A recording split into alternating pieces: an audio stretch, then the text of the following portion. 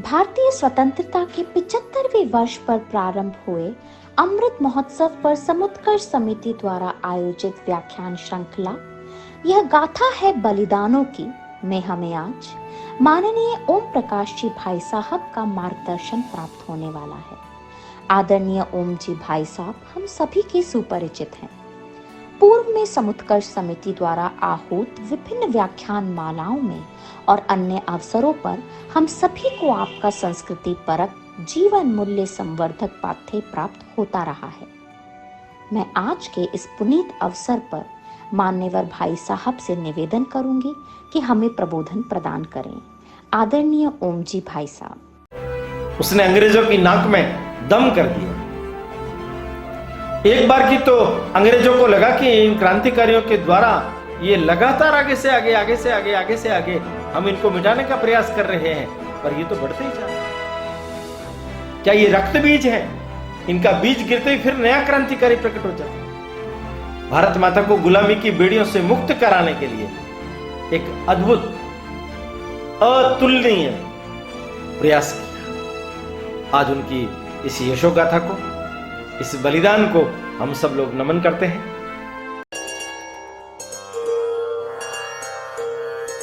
हिंदू भूमे सुरक्षार्थ केशवेन विनिर्मितम् यं संघपोषितं येन गुरुं तं प्रणमाम्यहम्।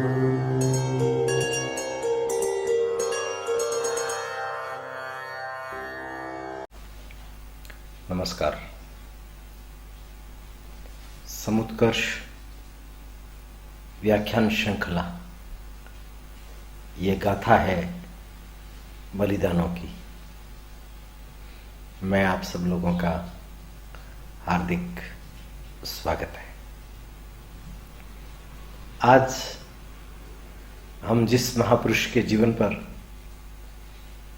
चर्चा करने जा रहे हैं उनको इतिहास में बाघा जतिन इस नाम से पहचाना जाता है। कहते हैं उनका जो शरीर था इस्पात के समान था, वज्र देह,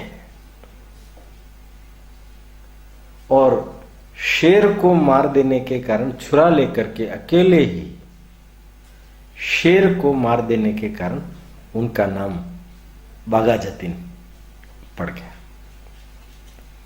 जतींद्र नाम, जतींद्रनाथ मुखर्जी, यतींद्रनाथ मुखर्जी, ऐसे अलग अलग नामों से उनको सब लोग जानते हैं।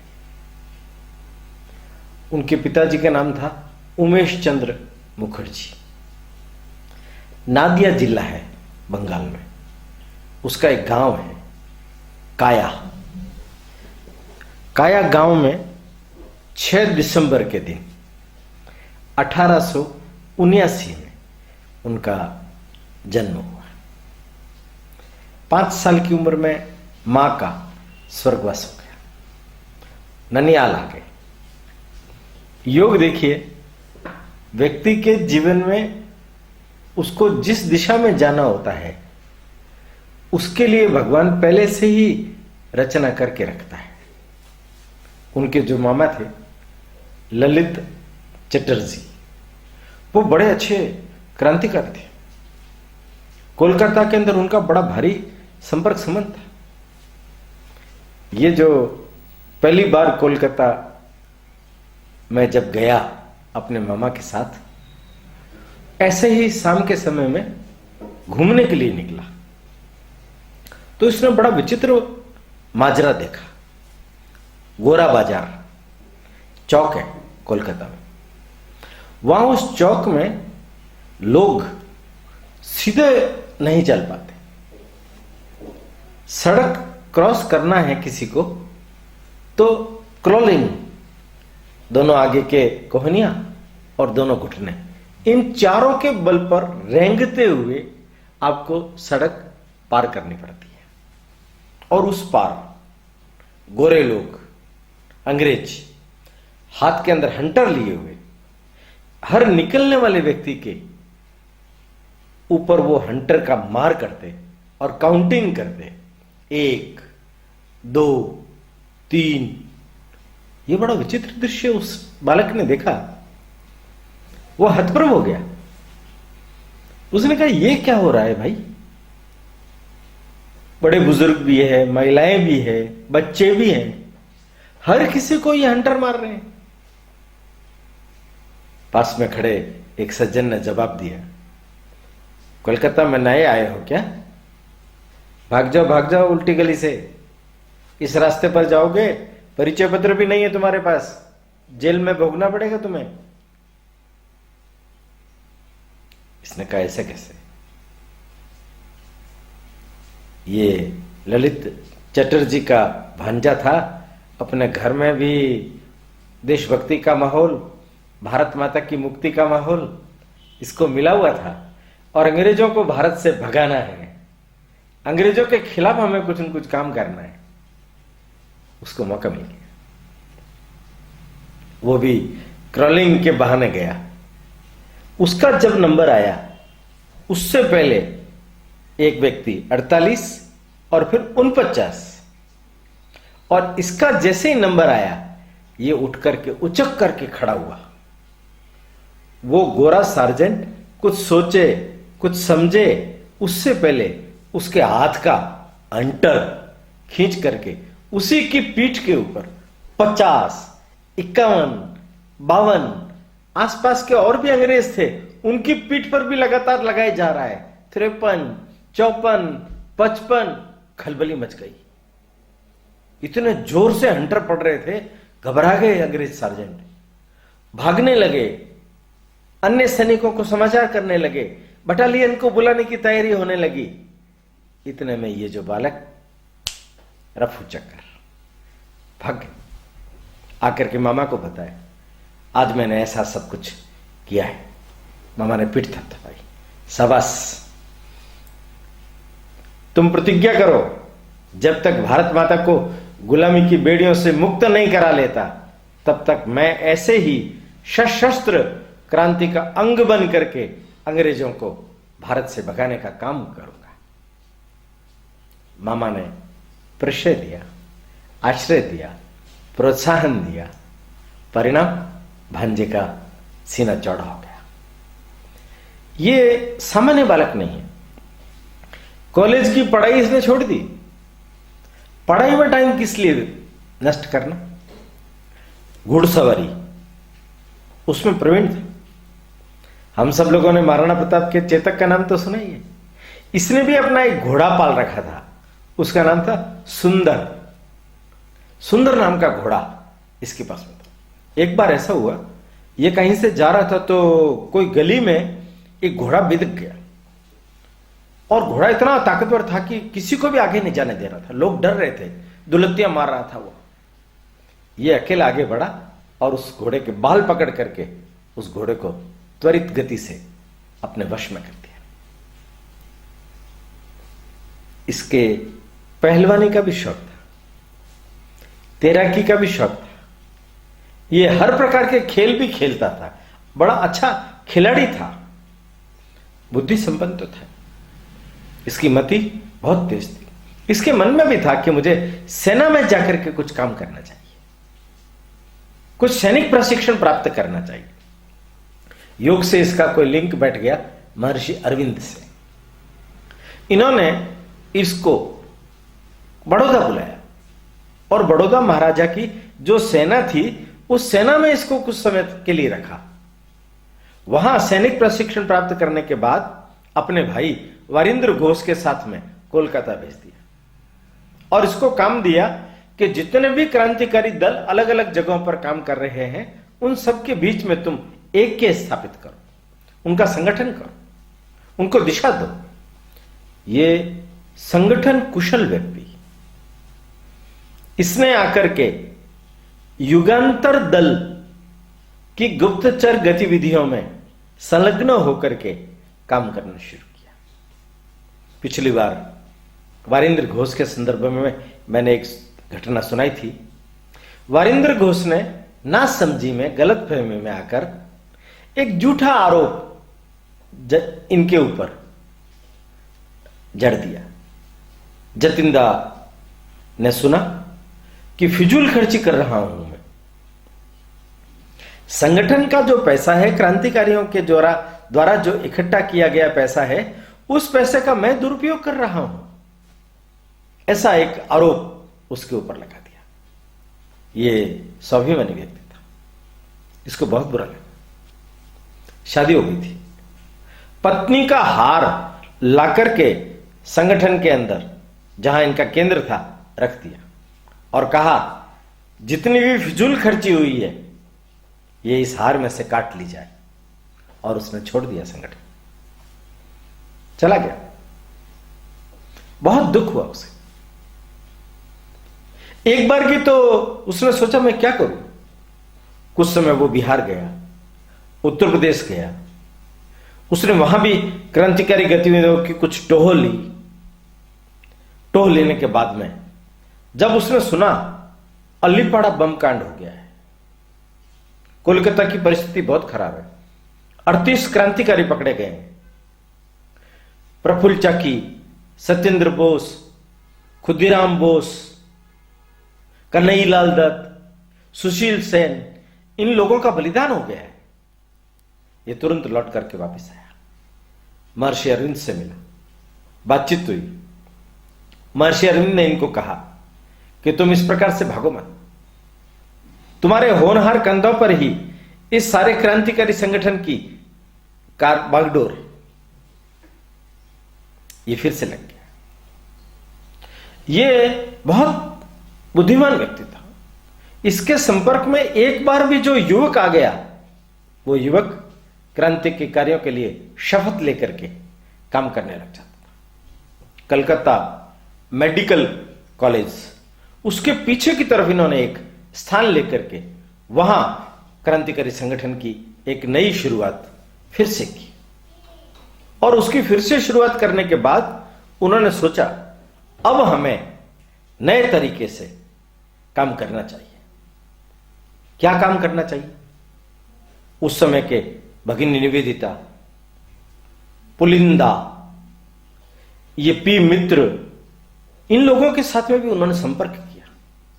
सारी परिस्थितियों को ध्यान में रख करके इन्होंने सबसे पहले इस बात के बारे में सोचा कि क्रांतिकारियों को सजा दिलवाने में जिन जिन लोगों का हाथ रहा है, उन सब लोगों को पहले ठिकाने लगाना चाहिए। बंगाल का गवर्नर एंड्रू फ्रेजर, उसके ऊपर सबसे पहले गोली इन्होंने चलवाई। एक बड़ी सभा थी सार्वजनिक, इन्होंने जितेंद्र राय चौधरी को भेजा, उसने भरी सभा में उसको गोली मार दी। वो घायल हो गया, उसकी किस्मत अच्छी थी, बच गया। ये जितेंद्र राय चौधरी गिरफ्तार हुआ, इसको फांसी की सजा हुई। उस समय तक ये बाधा जतीन सरकार में नौकरी में भी था। ये सर हेनरी व्हीलर वित्त सचिव थे, उनका निजी सचिव का भी काम कर रहा था। पर इसने एक बड़ा धमाका किया दार्जिलिंग में। एक संतासोर करके रेलवे स्टेशन था, वहां रेलवे स्टेशन पर 4 अंग्रेज ऐसे ही गुंडागर्दी कर रहे थे, कुछ उल्टा सीधा बोल रहे थे। उन चारों को इसने इतनी बुरी तरह से पिटाई की, बाधा जतीन का नाम पूरे कोलकाता नहीं पूरे बंगाल के अंदर प्रसिद्ध हो गया। यह कोई ये शेर है, कोई ये दमदार व्यक्ति है, कोई एक महाविप्लवी क्रांतिकारी व्यक्ति। नौकरी से इसको निकाल दिया गया। अब खुला हो गया, अब खुल करके खेल खेलना है। तो सबसे पहले नंदलाल बनर्जी, जिसने प्रफुल्ल चाकी को पकड़ा था, उसको ठिकाने लगाने के लिए प्रयास किया। उन्होंने एक क्रांतिकारी को उसके पीछे लगा दिया। क्रांतिकारी ने उसकी पूरी रेकी की, और वो जब थाने से घर के लिए जा रहा था, तब क्रांतिकारी ने उसको गोली मार दी। गोली से वहीं वो ढेर हो गया। क्रांतिकारी भाग गया, पकड़ा नहीं गया। अब इनके सामने दो बड़े टारगेट थे। एक टारगेट था पब्लिक प्रोसिक्यूटर विश्वास राव। ये जो था, ये बहुत ऐसा व्यक्ति था, काइया टाइप का, कि जो चुन चुन करके क्रांतिकारियों के विरुद्ध पैरवी किया करता था। अब इसको मारना है तो इसके लिए एक व्यक्ति को लगाना पड़ेगा। तो इन्होंने 2-3 बार प्रयास किया, लोग इनके पीछे लगे, किंतु कोई पकड़ में नहीं आया। तब क्या करें? तो अदालत के अंदर जब ये पैरवी करके शाम के समय निकलने वाला था, तो एक चित्त रंजन गुहा वो गया और उसने जाकर के इसको भरे लोगों के सामने, सैकड़ों लोग खड़े थे, उनके सामने गोलियों से इसको भून दिया और खुद भागने लगा। पुलिस ने पीछा किया, एक दरवाजा बंद था, दूसरे दरवाजे से कोर्ट से भागने लगा। उसी समय पिस्तौल से फायर किया, भीड़ पीछे हो गई, किंतु पुलिस ने इसको पकड़ लिया, पकड़ करके जेल में डाल दिया। मुकदमा चला, पूछा इसको, तुमने इसको क्यों मारा? उन्होंने कहा, ये देश का शत्रु है, ये क्रांतिकारियों के विरुद्ध पैरवी करता है, निर्दोष लोगों को सजा दिलवाने का काम करता है, इसलिए इसको मारना ये मेरा काम है। वो जो लड़का था बहुत बहादुर लड़का था।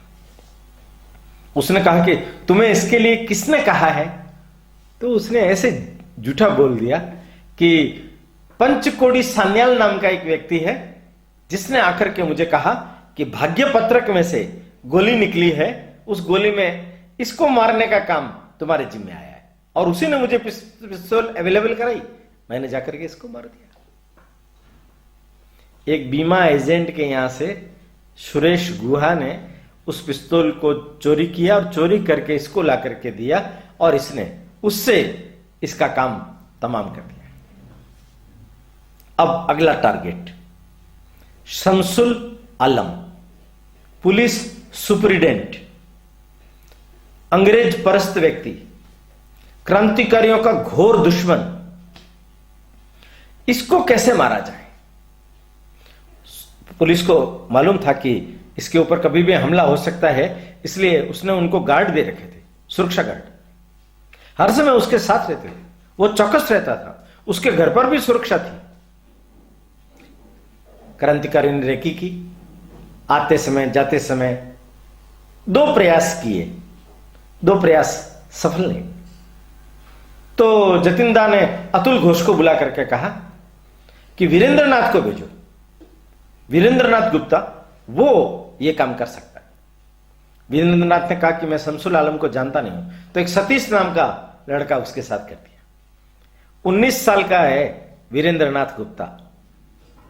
इसने उसको ध्यान से देखा, सतीश साथ में गया, कोर्ट की छुट्टी हुई, आ रहा था, महाधिवक्ता कोर्ट के जनरल वो आगे जा रहे हैं, सीढ़ियों से ऊपर की ओर चढ़ रहे हैं, उनके पीछे पीछे ये चढ़ रहा है, इसके पीछे इनका अंगरक्षक है शमसुल आलम का।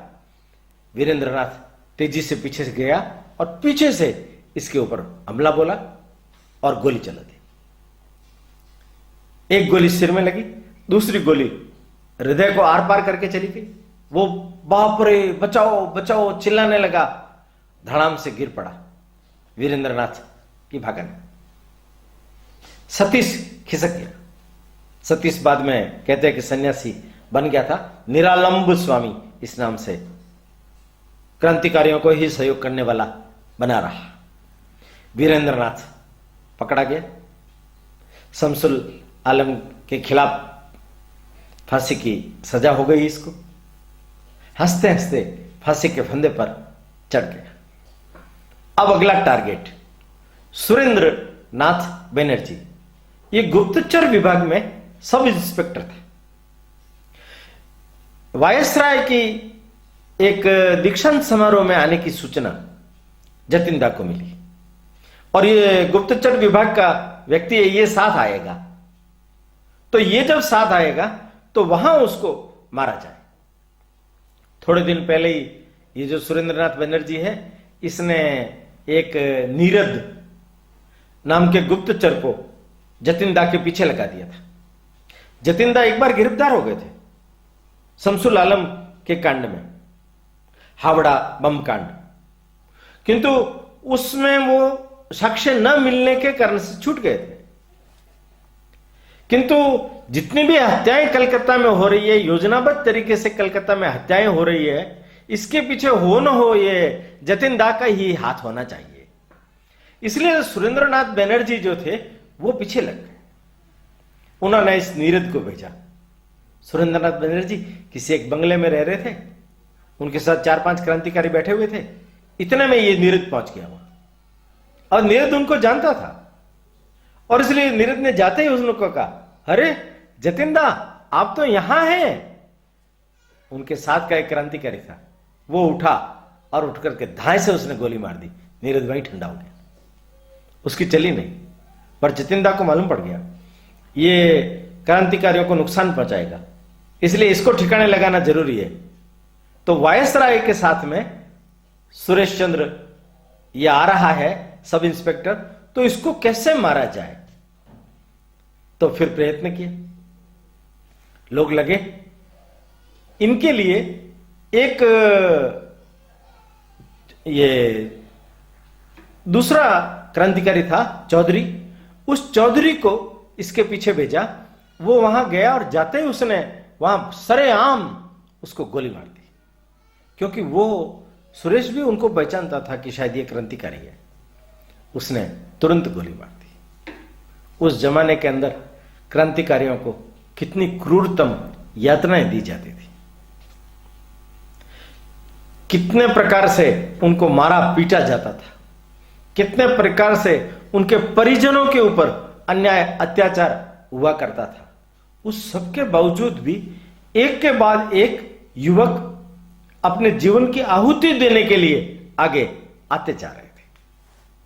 थोड़ा सा आप सोचिए, थोड़ा सा आप विचार कीजिए। आज के जमाने में ये जितने भी राजनेता हैं जो राजनीति का सुख भोग रहे हैं, ये देश सेवा नहीं कर रहे, ये राजनीति का सुख भोग रहे हैं। क्या ये लोग कल्पना कर सकते हैं कि इस भारत माता को दासता की बेड़ियों से मुक्त कराने के लिए युवकों ने किस तरीके से अपने जीवन की बाजी लगा दी? क्या ये लोग कल्पना कर सकते हैं उन लोगों ने अपने संपूर्ण कैरियर को, अपने जीवन सर्वस्व को आहुति दे दी? उनको क्या अपना सुख प्रिय नहीं था? उन लोगों को सेल्युलर जेल में, अंडमान निकोबार में सजाएं काटनी पड़ी। 10-10, 12-12, 15-15 वर्ष लोग पागल हो जाते थे। पशुओं से भी बदतर वहां उनको खाना मिलता था। घानी में जुता करके उनसे तेल निकलवाया जाता था, मारा जाता था, पीटा जाता था। कितने ही प्रकार की यातनाएं, इलाज नहीं मिलता था उनका। राजनीतिक बंदी होने के बावजूद भी प्रोटोकॉल के मुताबिक भी उनको सब प्रकार की जो सुविधाएं मिलनी चाहिए थी वो मिल नहीं पाती थी। इतनी घनघोर यातनाओं में से भी उन लोगों ने अपने मार्ग से पलट करके भी नहीं देखा। आज के राजनीति के अंदर जो कर्णधार बन करके काम कर रहे हैं, उन लोगों को जरा इन क्रांतिकारियों के इतिहास को भी पढ़ना चाहिए। किस तरीके से हमने आजादी प्राप्त की है, किस प्रकार से अपने खून को कतरा कतरा करके भारत माता के लिए चढ़ाने वाले ये जो वीर लोग थे, ये जो साहसी लोग थे, इन लोगों के साथ अपने जीवन को कंपेयर करके देखें तो उनको पता चलेगा आज हम कितना सुख भोग रहे हैं। राजनीति सुख के लिए नहीं है मित्रों। राजनीति इस प्रजातंत्र में, लोकतंत्र में जनता की सेवा करने के लिए है। ये जनता ने वोट दे करके आपको सेवा करने का अधिकार दिया है। जन समस्याओं के निराकरण का अधिकार दिया है, अपने जीवन को उसके लिए लगाना, उसके लिए खपाना, ऐसे आदर्श इस प्राचीन काल की सब प्रतिमूर्तियों के जीवन को देखने में हमें प्राप्त होते हैं। बाधा जतीन के पीछे पुलिस पड़ गई। बाधा जतीन ने सोचा थोड़ा कोलकाता से दूर रह करके क्रांतिकारी गतिविधियों को कैसे संचालित किया जाए। एक बहुत बड़े सशस्त्र महाविद्रोह की योजना बनाई गई। सूचना मिली जर्मनी हमें सहयोग करेगा, शस्त्र भी देगा, धन भी देगा। संदेश मिला वहां भेजा जाए किसी एक व्यक्ति को, तो बटालिया वहां भेजा गया। बाधा जतीन के दाहिने हाथ नरेंद्र भट्टाचार्य को, वो वहां गया और वहां जाने के बाद में वो खेप आएगी तो उस खेप को वहीं उड़ीसा में हम उतार लेंगे। धन भी मिलेगा और पैसे भी मिलेंगे। उस जमाने में युवकों का मिलना सरल था, क्रांति के कार्यों में उनका लगना सरल था, पर उनको पिस्तौल तक अवेलेबल कराना यह कठिन था। पैसे नहीं थे पास में, तो उन्होंने सोचा डकैतियां डाली जाए। उस समय की प्रसिद्ध 6 डकैतियां, उसमें सबसे बड़ी बही की डकैती, पर रुपए कितने मिलते थे? अपने ही लोगों के ऊपर, जो धनाढ्य थे, अंग्रेज परस्त लोग थे, जो भारत भक्ति के महत्व को जानते नहीं थे, समझते नहीं थे, उनके ऊपर वो आक्रमण करते थे। ये बही की डकैती थी। 30 क्रांतिकारी इकट्ठा हुए, नावों से गए बही गांव में। वहां का सबसे बड़ा सेठ था, उसके घर में घुस गए, पिस्तौल तान दी उस पर, उसने तिजोरी की चाबी दे दी, पैसा लिया गया। पैसा लेकर के वापस भागे। गांव वाले इकट्ठे हो गए, इनको भागना पड़ा, नावों में सवार हो गए। गांव वाले भी जा रहे हैं, डकैती हो गई है, गोलीबारी हो रही है, पुलिस भी आ गई। अचानक एक गोली लगने से एक नाव में छेद हो गया। गोपाल सेन करके एक क्रांतिकारी था, उसको कहा तुम पानी उलीचते रहो। उलीचने के कारण से वापस गोलीबारी हुई तो उसको गोली लग गई। उसने कहा चिंता करने की कोई जरूरत नहीं, मुझे गोली लग गई, मुझे तो मरना ही है, मुझे जल समाधि दे देना जिसे पता न चले कि किन लोगों ने डकैती डाली है। और दूर जाकर के जब नाव किनारे पर लगाई और लगा कि आमने सामने की लड़ाई लड़नी पड़ेगी, तो वंदे मातरम का नारा लगाया। तो गांव वालों को पता लगा ये तो क्रांतिकारी है। गांव वालों ने भी वंदे मातरम का नारा लगाया, पुलिस भाग छूटी। गोपाल सेन की मृत्यु हुई। पैसे कितने मिले? 25,000। 25,000। एक कोलकाता की बड़ी दुकान इसकी शस्त्रों की, उसके ऊपर भी डकैती डाली गई। 50 पेटी कारतूस प्राप्त हुए, 36 रिवॉल्वर प्राप्त हुए। उनको क्रांतिकारियों में अलग अलग जगहों पर बांटा गया। एक बड़ा व्यापक योजना बनाई गई। ये मयूरगंज की पहाड़ियों में काली ताप करके स्थान था, उस जगह पर ये अपने 4-5 प्रमुख साथियों के साथ में चले गए। उधर नरेंद्र भट्टाचार्य भी आ गए, कुछ धन आया भी। इन लोगों ने योजना बनाई, पर पुलिस की गुप्तचर विभाग को पता चल गया कि बालासोर जिला है उड़ीसा में, उसके पास मयूरगंज में जतीन बाधा छुपा हुआ है। बालासोर का जो जिलाधीश था किल्बी, वो अपने साथ में सेना के प्रमुख लोगों को 80 जवानों को लेकर के, और उसने आक्रमण किया उस पर। उनको मालूम पड़ गया था, तो वो बालासोर आ गए। बालासोर से भागने लगे तो बालासोर स्टेशन से जंगल की तरफ भाग गए। जंगल में इन लोगों के आपस में मुठभेड़ हुई। 2 घंटे मुठभेड़ चली। उस मुठभेड़ में बाधा जतीन को गोली लग गई। ये पकड़ा गया, इनका ऑपरेशन हुआ, गोली निकाल दी गई, टाके ले लिए गए। किंतु 2 दिन बाद इन्होंने खुद ने उठ करके सवेरे जल्दी टाके तोड़ दिए। खून बहने लग गया। प्रातःकाल 5 बजे, प्रातःकाल 5 बजे 1915 में 10 सितंबर के दिन बाधा जतिन का बलिदान हो गया। उनके साथी ज्योतिष चंद्र, चित्तरंजन गुहा, नरेंद्र भट्टाचार्य, ये लोग पकड़े गए। इनमें से ज्योतिष चंद्र की तो वहीं जेल में मृत्यु हो गई, फांसी के फंदे पर वो पहुंचा ही नहीं, और इन दोनों को फांसी की सजा हुई। सशस्त्र क्रांति का जो जलजला था वो उठा तो सही, उसने अंग्रेजों की नाक में दम कर दिया। एक बार की तो अंग्रेजों को लगा कि इन क्रांतिकारियों के द्वारा ये लगातार आगे से आगे, आगे से आगे, आगे से आगे हम इनको मिटाने का प्रयास कर रहे हैं, पर ये तो बढ़ते ही जा रहे हैं। क्या ये रक्त बीज है? इनका बीज गिरते ही फिर नया क्रांतिकारी प्रकट हो जाता है। बाधा जतिन के एक और अनन्य सहयोगी थे रास बिहारी बोस, महाविप्लवी रास बिहारी बोस, जिन्होंने उत्तर भारत, पंजाब, वहां क्रांतिकारी संगठन को फैलाया।